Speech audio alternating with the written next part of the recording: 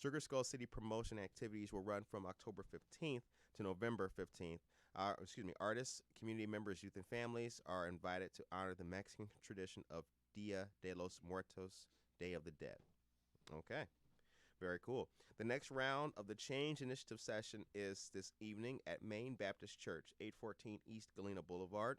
The next is going to be the 29th of Thursday, which is a Thursday of October, at Impact Church, 4054 Fox Valley Center. Now, the final session is going to be November 5th, which is a Thursday as well, at Society 57, 100 South River Street. I'm told the avocado toast is really good. Oh, you digging the toast? It's amazing. Oh my God! The only person who hasn't had the toast is me, really. Okay, I gotta get down with the avocado toast. Got to get down with it. You know, I only eat avocado and guacamole, and that's very sparing. So I gotta step outside my comfort zone. You got to try it. It's Try it on amazing. some toast. All right. Now that's going to be at again, Society 57 is the last and final of the Change Initiative sessions, and that's the 5th of November. Zen Leaf in Aurora has opened up. Now, Zen Leaf is the city's first adult use dispensary located at 740 South Route 59. Officials expect the dispensary to generate more than $1 million in tax revenue a year. So that's some money that the city of Aurora could really benefit from. So let's get those taxes of that dispensary. Sounds good. Now, I also want to mention that it is Domestic Violence Awareness and Breast Cancer Awareness. And we've been telling you guys this for a while, so I want to reiterate to you that you need to help out or donate if you can with two fantastic organizations. They are Mutual Ground, and the second is Healing to Healthy with friends Susan May Romano and Miss Amy Downing. They were on our show to talk about the benefits of mammograms and getting tested and camisoles. That's what they make. They make camisoles for ladies, so they're really cool. So Healing to Healthy and Mutual Ground, two great organizations that you could take part in. And shout out to Aurora firefighter Dan Polizzi, who was on American Ninja Warrior last night. Wow. I don't know if he got beat up. It's not a beat up thing. You can well, he's a Ninja Warrior, and so shout out to him. Because I like the fire department. They're really nice. My We do son, too. they let my son mess around with the saw. He didn't cut anything, but and go up to the ladder as it gets extended and cool. everything, and sit in the fire truck, and it was a really good time. So we got a soft spot for the Aurora Fire Department here. And keep in mind that there is a mitigation plan for Kane, DuPage, and Will counties, and we will be posting that. It is effective Friday, October 23rd. And with that, that's all the news. So now we're going to get into our interview with Deborah. Good to see you. Good to have you. You too. Thank you. Yeah. And I want to give a shout out right now to Kyla Britton, Yay. who put it all together and put us in contact. Great member of your staff. Absolutely. So we're going to get into the interview. So for the listeners and those who don't know you, why don't you let us know who you are and where you're from? I'm Deborah Rudell. Okay. I reside in Salmonac, Illinois right now. Okay. Out in a little lake community.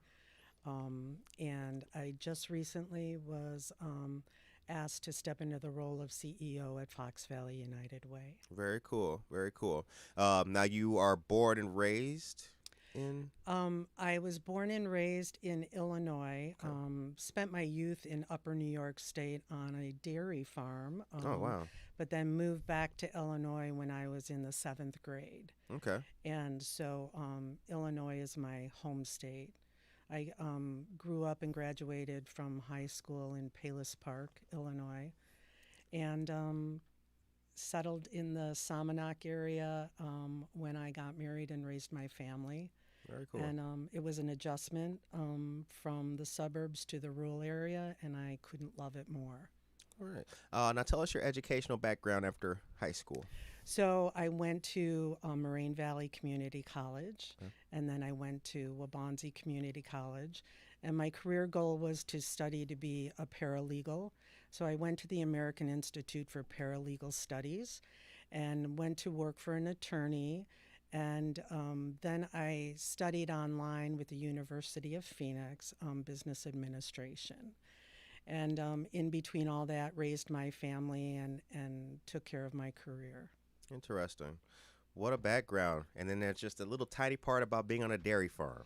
Yeah. Let's get that out the way now. I'm interested. Tell us about a little bit about the dairy farm. What was that like? Well, it was unusual because my father got transferred out to New York with his job, Hmm. and he decided to buy a farm, but he worked his regular job 9 to 5 Monday through Friday. So he cash rented, leased out the dairy farm to the what we called as kids the milkman.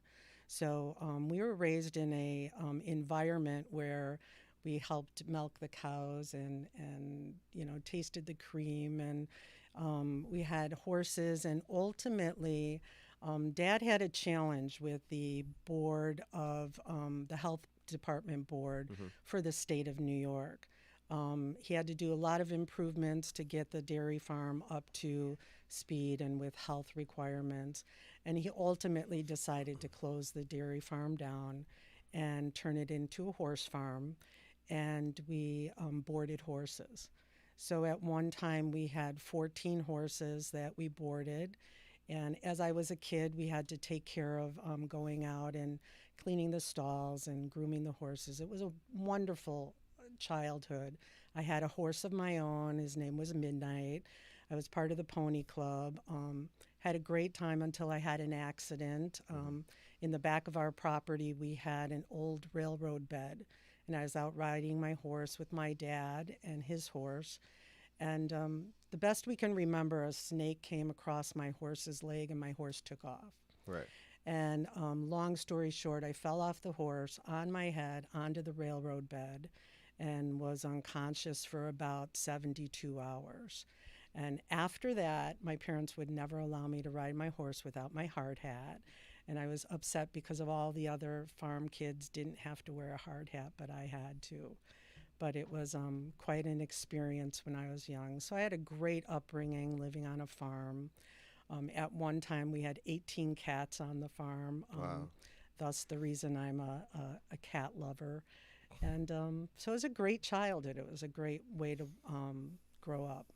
And then Um, dad got transferred back to Illinois, and we brought 3 of our horses back with us, but it was never the same. right. Yeah. Growing up, what impact did your dad have in your life? My father was absolutely amazing. He was such a absolutely positive person. Just like I said, when we moved up to New York, he bought a farm.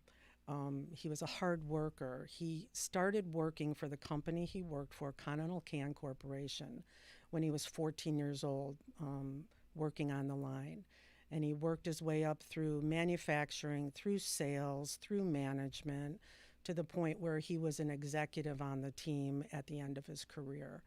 My dad was a student of the School of Dale Carnegie. A The big, famous. yeah, just it was just who he was. He believed in principle centered leadership. He raised us with a glass half full mentality and was always encouraging and supportive, and was a very much a hands-on dad, but traveled a lot as well. He was just really the backbone of who I am today. An incredible work ethic, an incredible spirit of kindness and compassion. And he actually retired when he was 55 years old. I'm very jealous that he was able to do that, and traveled the world. And for the last 20 years of his life, he battled Parkinson's disease, and he battled it with such integrity and courage and strength, and never lost his spirit of love and compassion. And he's just my hero. He really is. We lost him 5 years ago, and life just isn't the same. I think I mentioned to you I recently had a new grandbaby. Yes. 2 days ago, my granddaughter was born, and one of my biggest sadnesses that my father can't see my son with his new daughter, and my father can't see his great granddaughter because he'd be very proud. Yeah. But I'm so very grateful for both my parents giving me just this amazing spirit of, compassion and care. And it's just who they were. So I feel very fortunate. What's it like being the CEO of the Fox Valley United Way? Well, maybe you should ask me in about 3 or 4 months because I've only been doing it for 1 week. Okay. I recently was offered the position by our board of directors, and I humbly accepted the opportunity. But I'm excited because I've got an amazing team of people that I've worked with for many, many years. Mm-hmm. So I understand their talents and their gifts and who they are and what motivates them. And I feel super fortunate that I'm going to step into this new role with people surrounding me that are collaborative and supportive and just awesome people. So I noticed in your story about being raised on the up there in New York in that part of your life that you fell off the horse, but you got back on. I did, but I had to wear the hat. Yeah. Yeah, but I did. I got back It's a on. life lesson right there. Yes. That's right. Get back on. Yeah. Now you were director of operations for the 14 years prior. Did I have that? Is that correct? Well, my last role with United Way was director of operations. Okay. All right. Initially, I was brought on to United Way about 14 and a half years ago as director of administration and Okay. events. And then through that process, my last role was as director of operations. So let's take it from now the top. What is the Fox Valley United Way for those who don't know? Well, we're a nonprofit organization. We're part of a national United Way Worldwide Okay. collective initiative. United Way is in our nation the largest funder of social services, only second to the U.S. government. I didn't know that. Yeah. That being said, what we are is we kind of look at it as we're almost like a franchise. We're a division of United Way. We're governed by United Way rules and regulations, and we have membership requirements in order to be a United Way. We're a smaller United Way. The next United Way closest to us regionally is Chicago Metro. So they're a very large United Way. They've got a much bigger service area than we do. What we have is the really important area of Kane and Kendall County. Mm-hmm. And we've recently incorporated St. Charles area. So we go pretty much central to northern Kane County and all of Kendall County. Okay. And our objective is to really raise resources, financial resources, to support the needs of our community. Fox Valley United Way's bold goal and initiative is to really focus on the family, the dynamics of the family. We focus on the health, education, and financial stability of all the people in the communities that we serve. Our goal is to provide resources to those families so that their children have all the opportunities they need to grow into healthy, successful, and educated members of society. Right. So we're focusing on the most important parameters of raising a healthy family. So we raise money in order to support programs that are going to support our community members so that they can succeed in school and life. Now there are those people. Do you ever hear those people that say, "Why can't they pull themselves up by their bootstraps? They should be trying to do their own thing and all." It's not that hard for people to, or it's not that easy for people to just do such a thing. You know what? I'm going to be perfectly honest with you. There was a time when I felt the same way because I didn't understand the dynamics of what a family household is. I was, like I said, I was raised in a very blessed environment. I was given all the resources I needed to grow as a child. I was given an education. I was given opportunities. I was raised by parents who were very positive. My mom was a stay-at-home mom, so I was raised with a constant parent. That dynamic isn't happening in our communities today. Nowadays, both parents have to work in order to support a family. So maybe a child is given to a caregiver, or maybe a young child is being cared for by a family member. Maybe that family member doesn't even speak the English language. Maybe they're coming from a home that only speaks Spanish. So the child is raised in a loving environment, but they didn't learn the English language. Right. So when they start preschool or kindergarten, can you imagine how far behind the curve they are just because they don't understand the communicated language? Right. Families are not maybe as fortunate as I was. They weren't given the financial resources to have the ability to buy books or have toys or even have the internet or cable TV to watch educational programs. Right. Maybe they don't have, maybe they come from a broken family and there's chaos or conflict within that family dynamic. And that doesn't create an environment where a child can grow and flourish. So it's not as easy as pulling up your bootstraps. It may be that you don't have the resources that you need in order to provide this child the foundation that they need to be successful. What brought about the change in you?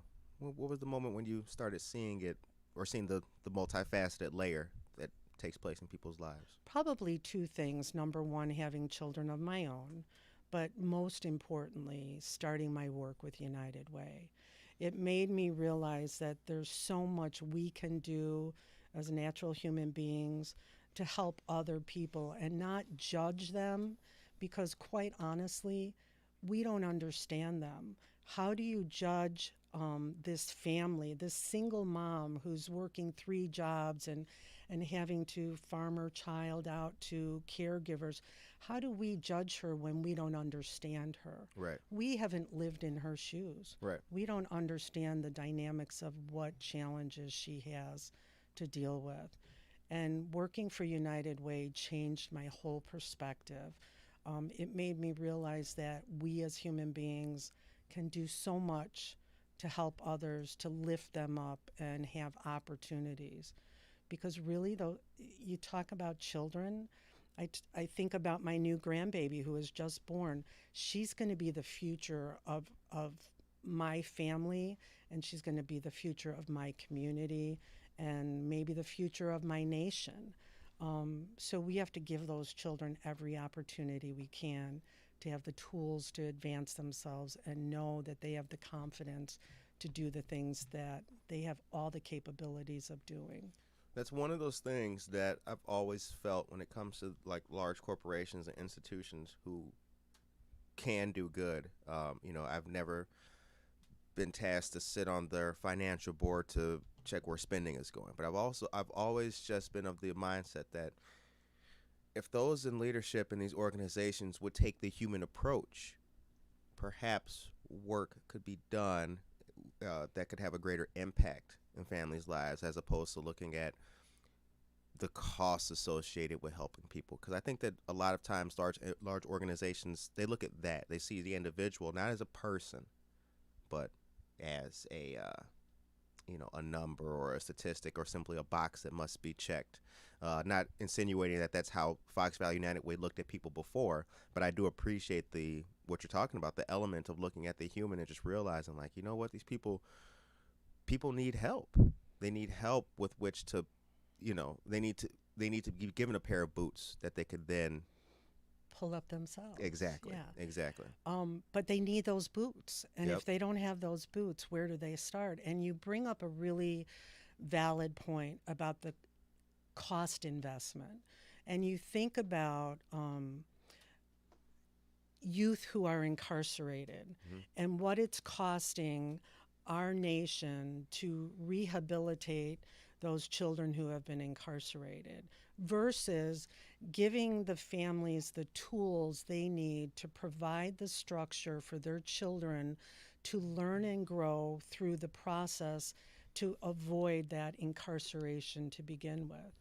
The dollars we spend on the front end to give the families the tools to change these lives, to keep these children out of jail or out of trouble, that investment on the front end is so much more valuable than what we're spending on the back end of trying to rehabilitate incarcerated youth or children or adults.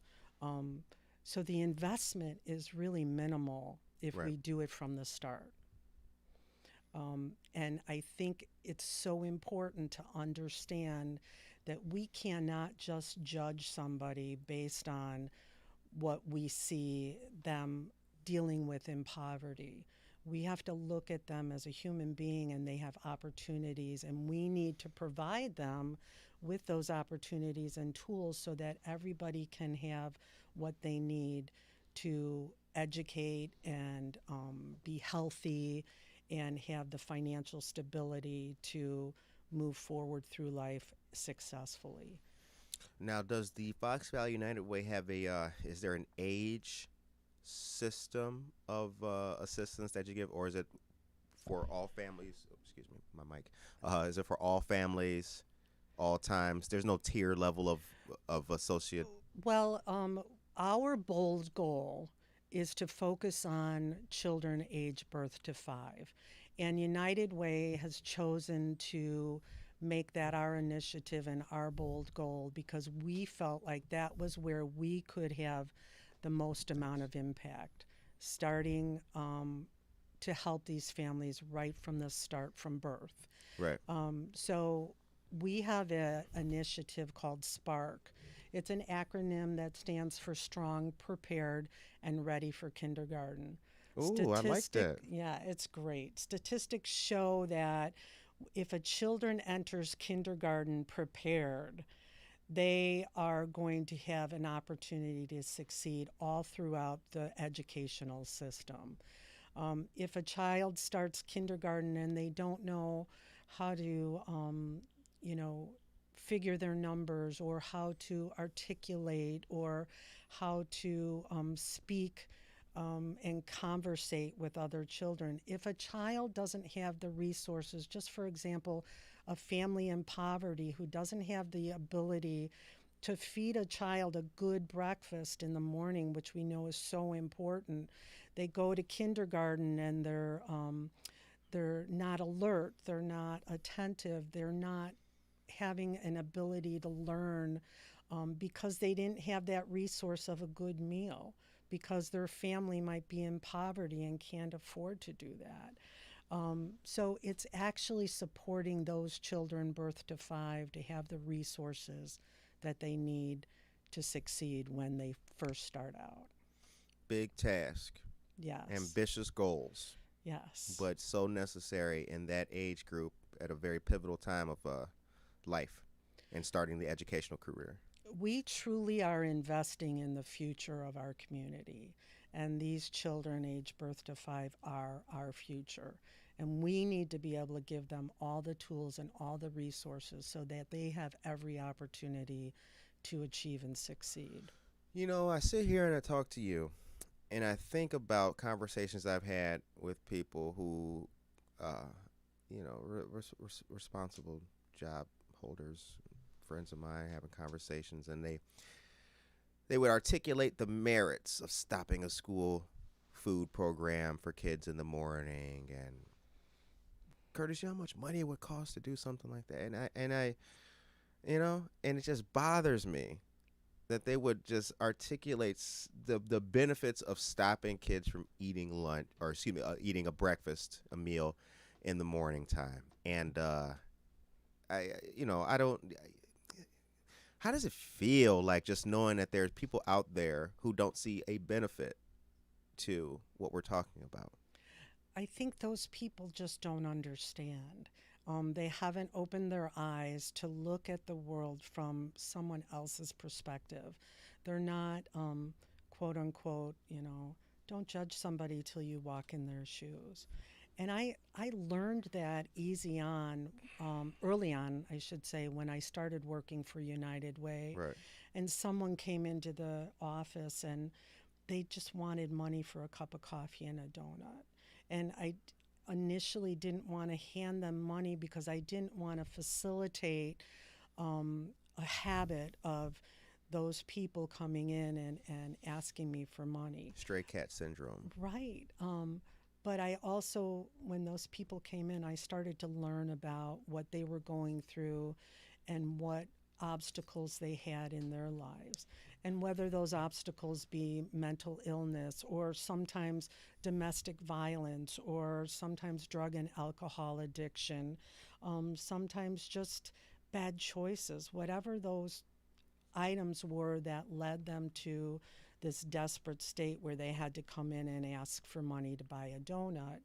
I wasn't looking them at, I wasn't initially looking at them as a person that was experiencing something that I didn't understand because I never experienced it. And it kind of changed my whole perspective. I've got to tell you, I've had the opportunity at United Way to work with a lot of organizations who help people with drug and alcohol addiction, who help people in domestic violence situations. And it's so easy for us on the outside to judge what these people are going through. But until you really listen to their stories or until you walk in their shoes, you don't understand the obstacles that they had that got them to that situation. And there's a lot of great organizations out there that can help these people through the process of getting through the obstacles that they had to deal with. The sound that you're hearing for those listening is a drill or whatever that is. Weirdo. Some weird. They never work around here. They never do construction. They're never doing anything until we start interviewing somebody. Like, oh, it's time to turn to work, guys. But it's not minuscule sound. I am actually very impressed by the work that the Fox Valley United Way does. We'll talk about some specifics. But you guys came across my radar a couple times before, but most recently in regards to a cruise night and looking for cars for the cruise night. Can we talk about that? You bet. That was actually Kyla's initiative. And, you know, we talk about everything we want to do in the community. Yeah. It takes money to do that. And in order to do those kind of things, we have wonderful staff like Kyla on board who help us do a fundraising event. And this was a small fundraising event we did. It was a barbecue. We had 5B's barbecue come out to Farm and Fleet, set up their pork chops and chicken barbecue, and then we invited people to come and bring their classic cars. Nice. And initially, when we first started the event, Kyla was like, oh my gosh, only 3 cars responded that they're coming. What are we going to do? And how many did we have? Like 25 cars out, and we had a lot of people coming out. It was a beautiful evening. We had an amazing sunset, and people just came out to support and financially assist Fox Valley United Way. Right. And that's things that we need to do because we have a big task of raising money to help support these initiatives that we want to invest in. And it's great to have the whole thing was done by volunteers. We have a wonderful group of volunteers that are very loyal to us, and we're always looking for more volunteers. Okay. I've already solicited your sounds guy over here, your intern, who is now a staff member. We love volunteers. All right. And we need volunteers in order to push our goals forward. All right, we're down. A brother can help. Hunter, good looking out. I like that. It's more than audio and Good Morning Aurora. We do everything here. Very cool. So now that event already happened. It did. What was the total raised? Can we talk about some of the good stuff that came out of that? And were there any success stories? We raised about $1,500. Okay. Which we had hoped to raise a lot more, but we were very happy with. This was one of our first initiatives with this kind of fundraiser. Right. So it was a really good opportunity for United Way to get out there in the public, to have a bunch of people collaborate and get together and enjoy what we do and why we do it. So Right. it was a wonderful success. Yeah, I've got connections with a car club. I came on some of the information late, but I did mention that the next time it comes around, yeah, we'll put the You, word out there and we'll make sure you make know sure. all Oh about yeah, it. definitely, definitely. Absolutely. It's interesting. See, this is why I love doing this show because I was literally sitting here reading the news about you guys one day. Fox Valley United Way is having a classic car night, and who knew, right? Yeah, Be sitting right. here chopping it up with Miss Rudell. This is awesome. There you go. Um, Now, in addition to the activities of the Fox Valley United Way, do you partner with any other organizations? We do. We Okay. partner with a lot of organizations, and we partner in the sense that we ask them to apply for funding with Fox Valley United Way. Just for an example, we partner with Hesed House. Hesed House is a homeless shelter locally, but the funny thing is, and it's really not funny actually, it's actually kind of sad, but Hesed House has a large family population. So go figure that you have families who actually live at Hesed House, Hmm. a mother, a father, two children, and they live at Hesed House. We partner with Hesed House to make sure that we are able to provide them what they need to provide those families with the resources. Just for an example, we partnered with them to provide a Play Learn Connect activity at Hesed House where children who live in the family area at Hesed House have games and learning tools and opportunities to continually grow and educate the children, even though they're not living in a home environment. They're living in a shelter environment.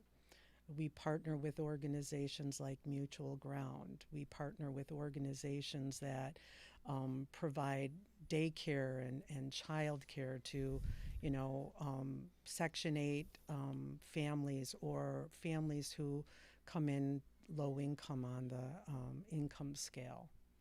So we partner with a lot of organizations in our community that Hmm. are going to support families in the community. We partner with the Aurora Interfaith Food Pantry and the Kendall County Food Pantry to make sure that we support these families who need to rely on the food pantries to feed their family. Right. And we all know that food is so essential to the health of a Oh family. yeah. And if a child isn't healthy, the child doesn't have the opportunity to engage the brain to learn the things that they need to learn.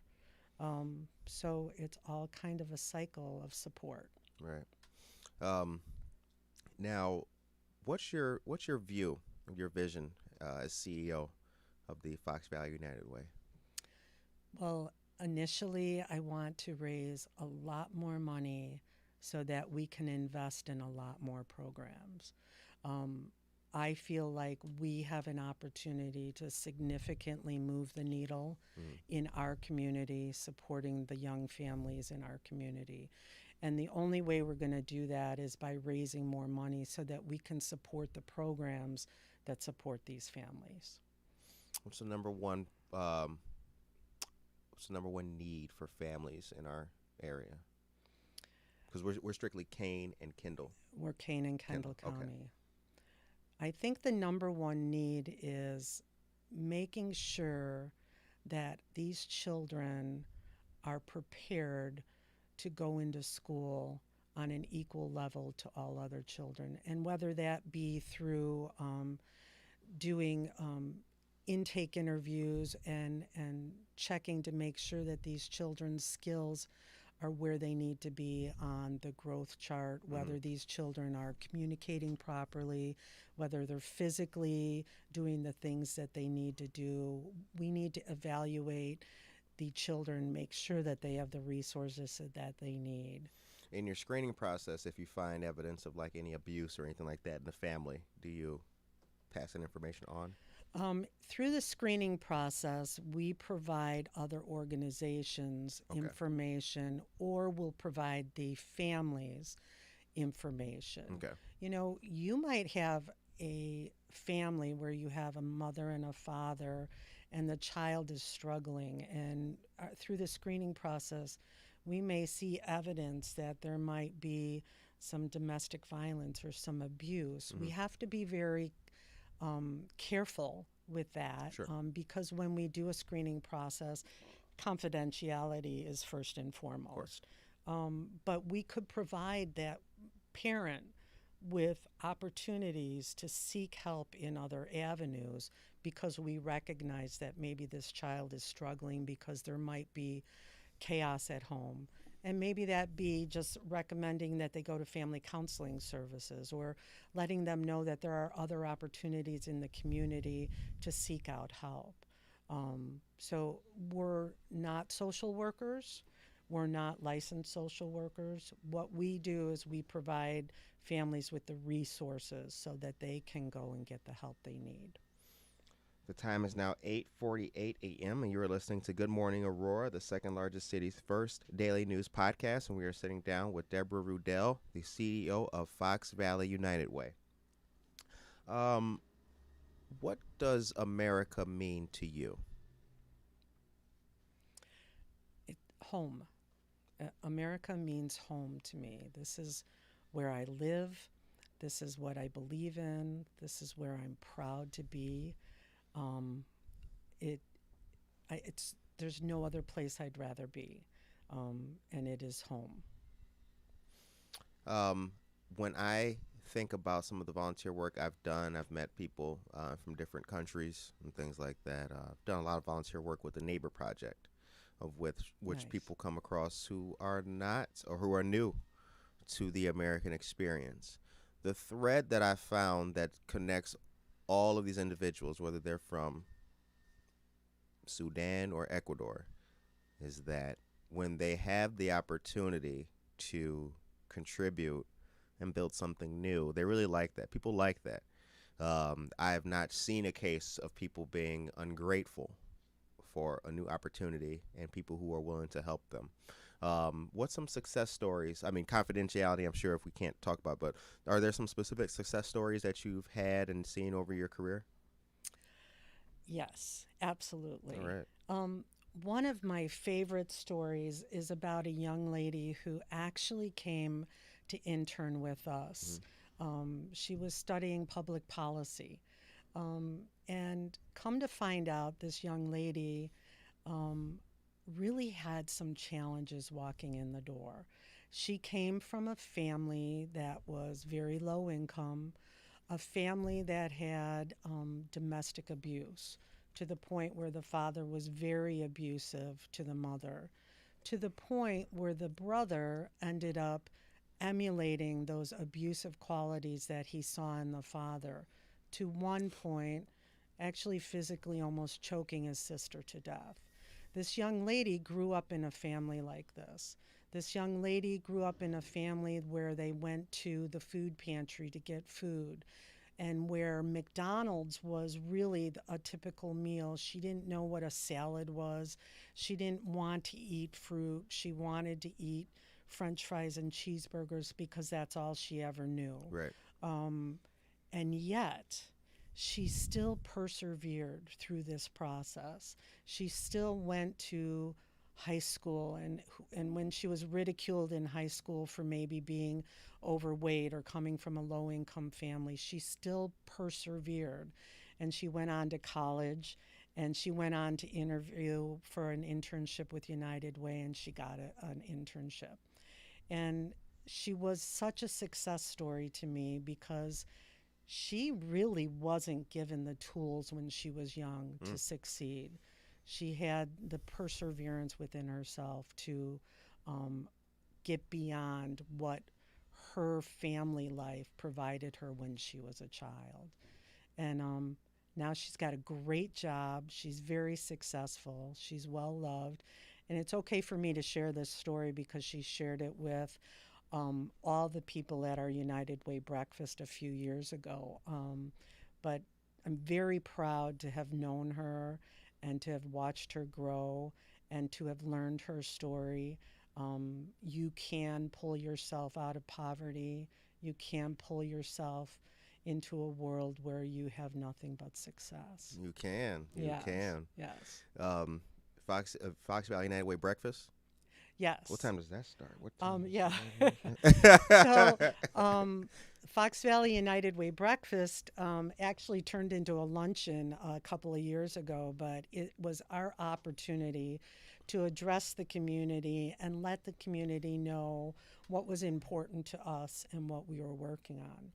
And last year in May, this year, May 2020, was the first time we did not have the Fox Valley United Way breakfast in the 14 years that I've been here because of the pandemic, Yeah. obviously. And we miss seeing everybody and we miss sharing our story, but we know that we're still doing the work we need to do. And we'll share that story in other avenues, other means. What's the impact of the pandemic? That was my next question. What's the impact of the pandemic been on operations with the United Way? Well, the impact on the pandemic, we've seen more affects the community, which obviously affects us, Right. our work. Fox Valley United Way joined a coalition of other funders, being the Dunham Fund, the Community Foundation. Shout out to Yeah. the Community Foundation Fox River, but Yeah. Julie Marcos Yeah, and or Vicky Marcos and Julie Julie Chrisman. Chrisman, Yes, right. friends. Ooh. Love those organizations, and we love collaborating with them. The Inc. Board, the Aurora Women's Empowerment Center, and I believe even the Y. As funders, we all came together and recognized that the pandemic was going to create financial conflicts for people in our community. And we joined the funders group, and we donated over $300,000 to that funders group so that we could support agencies that needed help to help the community during the pandemic. Altogether, I believe about $500,000 was raised to go out to agencies in our community. People like Hesed House, Hesed House, the pandemic hit, they initially had to place their residents in hotels. I saw that. Yeah. I saw that. And they needed funding to be able to expand their facility to accommodate social distancing, to help, create a population where the virus wouldn't spread. So they were able to reach out to the funders group and get extra financial resources to help with that process through the pandemic. I think the Kane County Sheriff's Office just contributed as well to Oh, them. they did. I think it was so. about $1 million Yep. to expansion, which Yes. is, yes, fabulous. Mm-hmm. From a organization standpoint, we learned as a staff how absolutely resilient we were. We all started working from home, working remotely, and it's funny, the response from all staff members were, holy cow, I'm working so much harder than I ever did before. It was just unbelievable how everybody stepped up and still continued to do business as normal outside of what is normal. Right. Yeah. So, and the pandemic has given us an opportunity to take a look at what our community needs really are and making sure that we're still supporting the community throughout all this, because it's been so hard on families. Think about a low-income family who's, because of the pandemic, they've lost their job. So they've lost their revenue. And now all of a sudden, families who never went to the food pantry are lining up at the food pantry. Have you gone by the Aurora Interfaith Food Pantry on Tuesdays or Thursdays? I have, yes. Isn't it unbelievable, the Yeah. amount of cars, the amount of people who are looking for help that probably never, ever needed help before? Yeah, so I'm a veteran, and we meet in the post right next door, the Ambets Okay. post, All right, yeah. like, 38 feet away from Sure. that place? Yeah. Yeah, I've seen that. And, yeah, to your point, there are people who never thought that they would see themselves in a food line. Um, and it's really humbling. It's really sad. And I think it brought things into perspective for a lot of people. Nobody ever lived like that. Like, uh, so I told you before the show, my parents are divorced. So like I saw how things were hard on my mom, how she would have to do extra with which to provide like a nice night. You know what I mean? It I was it understand. was a luxury to have pizza delivered. There was no extra, there was no disposable income for that kind of thing. And I think that people who've never had that situation before to now enter that maybe in a later stage in their life. I mean, people were crying and stuff like that, and it's humbling. It really is. It is, and I understand what you've been through. I actually was divorced, raising my two teenage sons on my own, and I'll never forget one Thanksgiving. I got a phone call from the social worker at my youngest son's school, and she said, "Deborah, we have identified you as a family in need, and we have a church that wants to donate a Thanksgiving meal to you." And initially, I was absolutely horrified. Here I work for United Way. And this was 14 years ago. I help other people. I don't need help. Right. But unbeknownst to me, I was struggling financially. It was very difficult to be a single mom with two teenagers. And unbeknownst to me, my youngest son was going to school and eating all of his friends' lunches.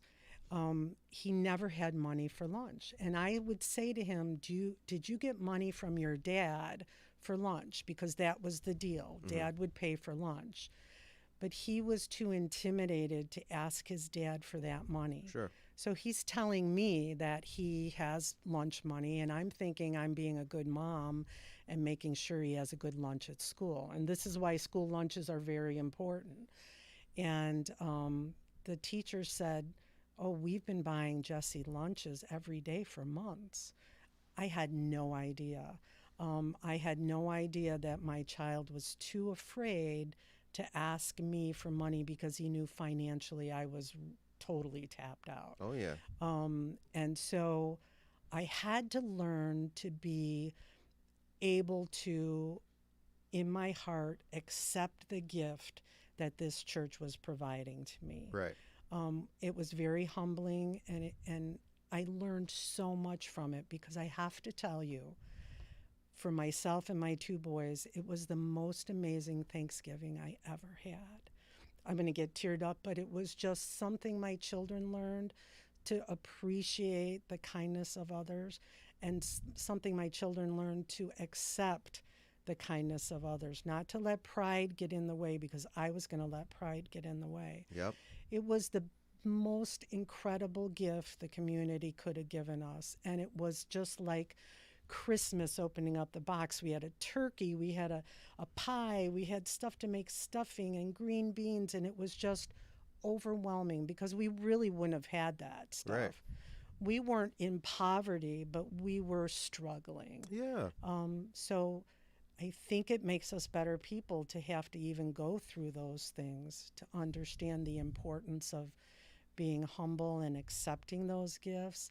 And then in turn, when you get to the point, to pay it forward and give those gifts back. And I saw the lesson that my children learned, because now they're very generous and kind to others who might not be as fortunate as they are. Yeah. I grew up without. I went to bed hungry Aw. a lot when I was a kid, which is why it to volunteer to help out like at the food pantry, and you know how their operation does. They got the cold storage room in the back, and they kind of make like a daisy chain, a line, and you Right. come back there. Yeah, that's I'm telling you. Amazing. I know the value of waking up and just having something to eat. It'll change your whole perspective. It'll give you the energy to go out and look for a job, or at least be able to deal with the rejection if you get the letter that you didn't get the job. Right. I mean, it's so important. And now being a single parent too, the I didn't look at it as being too prideful to take it before, but now being a single dad, like it makes me want to help other people because I'm telling you, like there is nothing that is more empowering than people helping each other. Because a lot of times it's not like that, I you know. know. And I can empathize with my mom's like struggle now because I lost my job when COVID came, and just like that, I went from having a job to being an unemployed single dad living unemployment paycheck to unemployment paycheck. And it's scary. Knocks you off your horse. Yeah, It was super absolutely. scary, Yeah. you know.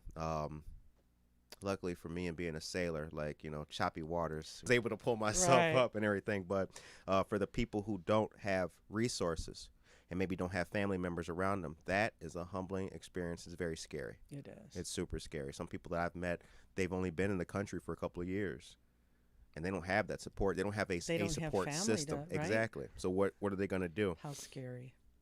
Yeah, and that's peppered my. That's why I asked about your change and your outlook on things because that is important, and that's a lot of fuel to the fire of positivity. You Hmm. know, people who don't think that that can happen to them. Right. They don't think they'll be in that position before, you know, or ever. You know, um, yeah, this is a great episode. I'm glad to have a chance to sit down with you guys. Kayla's that's in the studio with us and everything. She put it all together. This is really cool. I'm glad to speak because I really like your organization. Thank you. Yeah, you Thank guys are you. doing great work. Thank you Great so work. much. Where are you guys located and where can people access you, find We're out about you? we're almost neighbors. We're located in downtown Aurora. Okay. We're on Galena Boulevard. I always tell people we're kind of kitty corner from the Paramount Theater, right next to Aurora Fast Print. That's Shout, right. yep. Shout out to Aurora Fast Print, our wonderful landlords. Kim Granholm, what's up? Yep, yep. Um, and we've been um, at that office for probably 6 years now. On top of, Um, is that no, top we're right office? next door, down on street level. Okay. Yeah, Oh, okay. Because I can never tell in that building I what it know. looks. Yeah. I All right. know.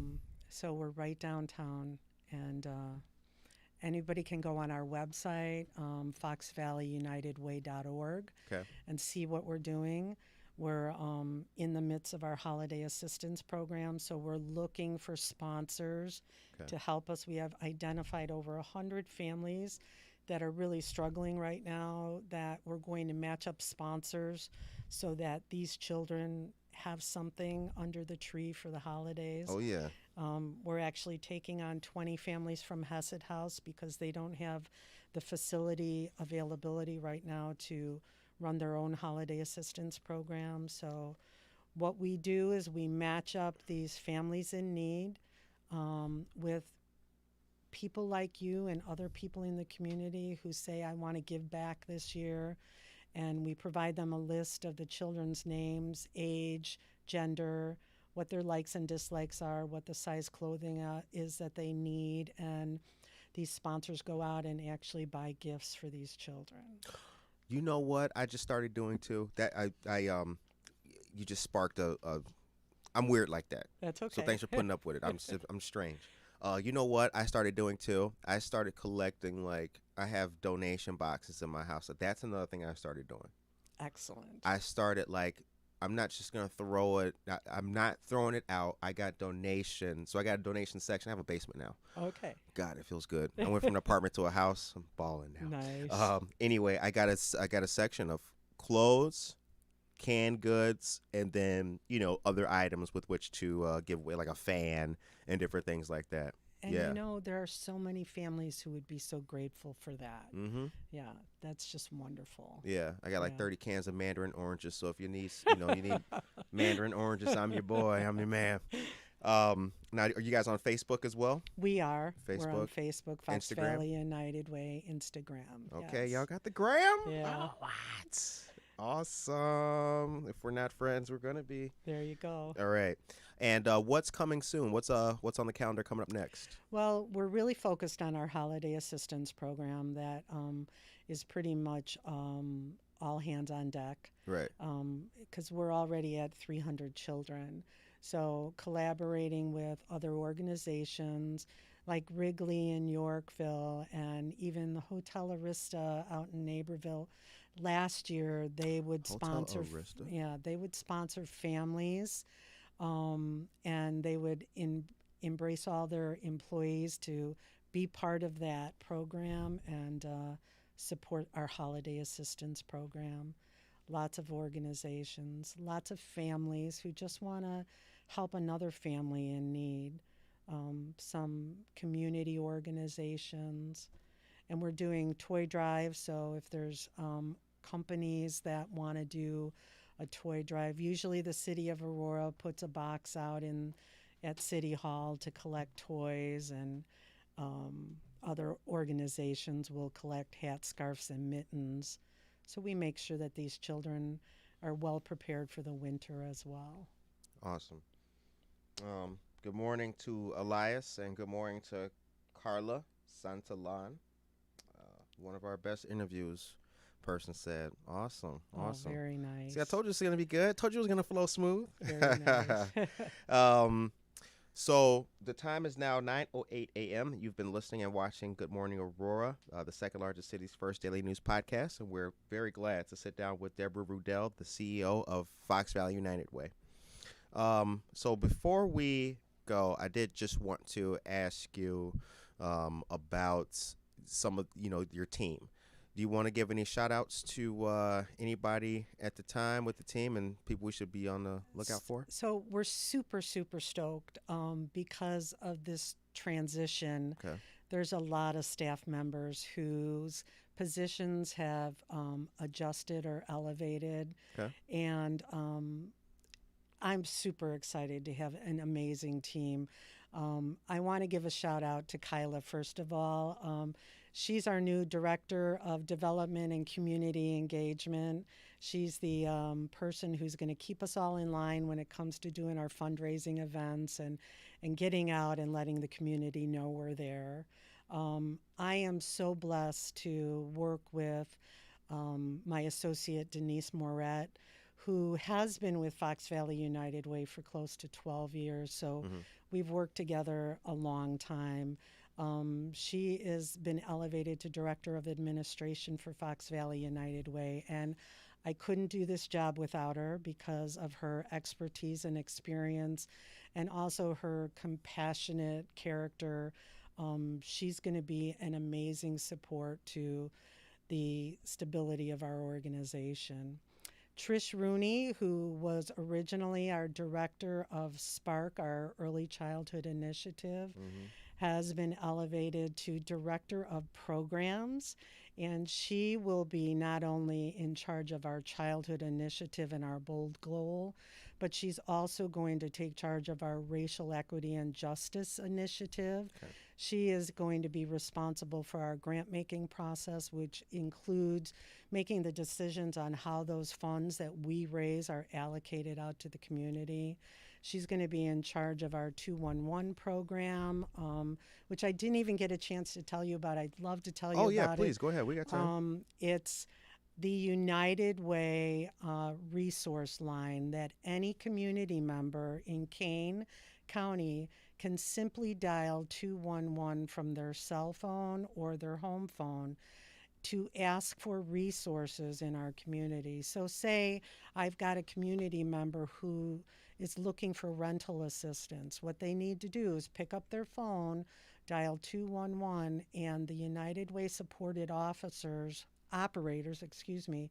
will give those community members the resources of the agencies they need to reach out to get help. And whether you need help with rental assistance, mortgage assistance, help getting food, help looking for a job, need information about a domestic violence shelter, anything, call 211. That's our United Way Resource Center. Awesome. Trish is going to oversee that project along with our volunteer initiative. She'll be working with Kyla on our volunteer initiative, Volunteer Fox Valley. I'm Very cool. super excited to have Cassia work with us, who's just brilliant in our family engagement. initiative. She is the person who really connects to these families. She's the person who knows what their needs are. She's bilingual and she's an incredible asset to our organization. A big shout out to Carla. She's our Latino family engagement specialist. And she recently got her Master's of Social Work degree from Aurora University. And we're really excited. She's actually going to be moving on to another role at one of our partner agencies, AID. And she'll be doing fabulous work, more direct service work around her social work. And I got to tell you, we're just absolutely incredibly blessed to have a staff that is so dynamic and committed and so incredibly committed to the collaboration of all the other organizations in our community. So couldn't do it without them all. They're all rock stars. Association for Individual Development, was that what A is? AID stands for Association for Individual Development. Yeah, they do good stuff. They do. Yeah. Amazing. Got to get them on the show. You betcha. Yeah. Absolutely. Yeah. Stay tuned for that, y'all. Yeah. All right, that's awesome. So now the show ends on a positive note. Okay. So what would you? Oh, and I want to ask about Hotel Arista. Do you know Nancy? Is it Nancy? Nancy, I don't know. She's with the Quad County Chamber. There's a lady that works there for them. Maybe I do my homework right. Okay. Hotel Arista, that's the in Naperville by Topgolf.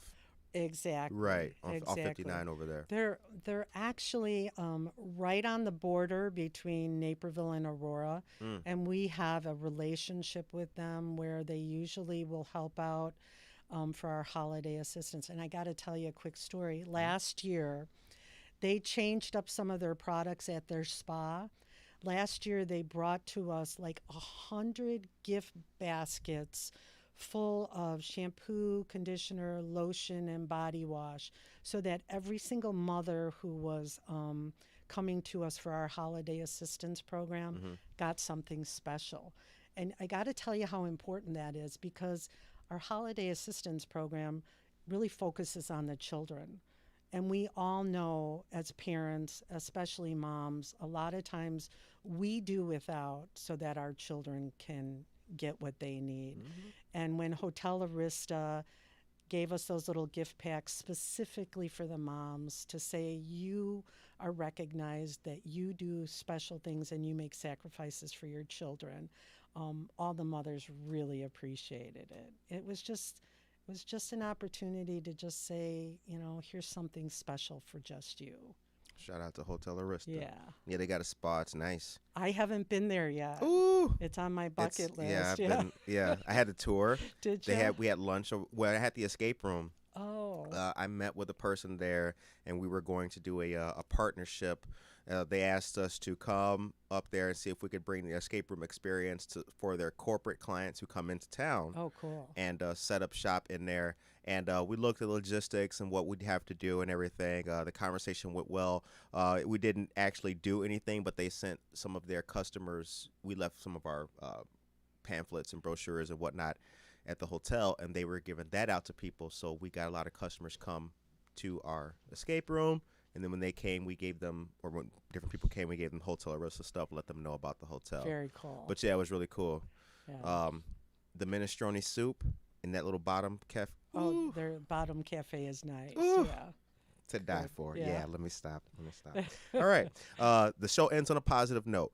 What is your message for the people of Aurora today and the folks in the county?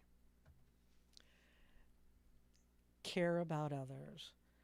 Keep your heart open to whatever your neighbors in need are experiencing. And when given the opportunity to lend a helping hand, reach out.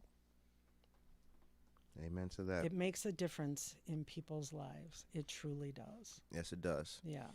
Wow. This is the season for giving and caring about people. So yeah, it's very important, and what It you guys is. do is really good. I'm a fan of the Fox Valley United Way, and I Thank always have you. been. Thank you. Yeah, so we support you guys, and if there's any news that you have that you want put out there, we can get together at the end of this and make sure we got the right context, and we'll share anything you guys are doing. Awesome. Awesome. So, you've been watching Good Morning Aurora, the second largest city's first daily news podcast. JP just hit a light, but it's cool. He's all right over there. We had a great interview today with our friends on the show, Miss Deborah Rudell of the Fox Valley United Way, the CEO, the current CEO. We want you to be blessed, be strong, and be dedicated today. Help out when you can. It is still Breast Cancer and Domestic Violence Awareness Month.